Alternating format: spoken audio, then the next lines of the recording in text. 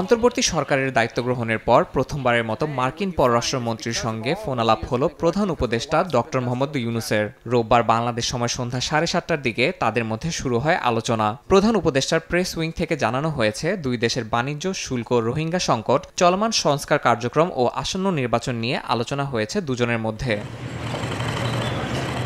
আলোচনার শুরুতেই বাংলাদেশের বৃহত্তম রপ্তানি গন্তব্য ও রেমিটেন্সের শীর্ষ উৎস তুলে ধরে উভয় নেতা দ্রুত শুল্ক জটিলতার সমাধান প্রত্যাশা করেন। এর মাধ্যমে দ্বিপাক্ষিক বাণিজ্য বৃদ্ধির পথ প্রশস্ত হবে বলে আশা ব্যক্ত করেন তারা। নির্বাচন কমিশন উপযুক্ত সময় আগামী বছরের শুরুর দিকে বাংলাদেশে নির্বাচন হবে। এই অবস্থায় চলমান রাজনৈতিক ব্যবস্থার ইতিবাচক পরিবর্তন আসবে বলে মার্কো রুবিওকে প্রত্যাশার কথা জানান প্রধান উপদেষ্টা। আগে সরকার নির্বাচন ব্যবস্থা পুরোপুরি ধ্বংস করে দিয়েছিল উল্লেখ করে ডক্টর ইউনূস জানান, কমিশন পুনর্গঠনে অন্তর্বর্তী সরকার কাজ করছে।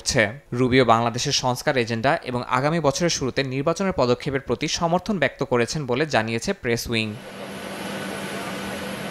রোহিঙ্গাদের প্রতি যুক্তরাষ্ট্রের মানবিক সহায়তা অব্যাহত রাখায় মার্কো রুবিওকে ধন্যবাদ জানান ডক্টর ইউনূস।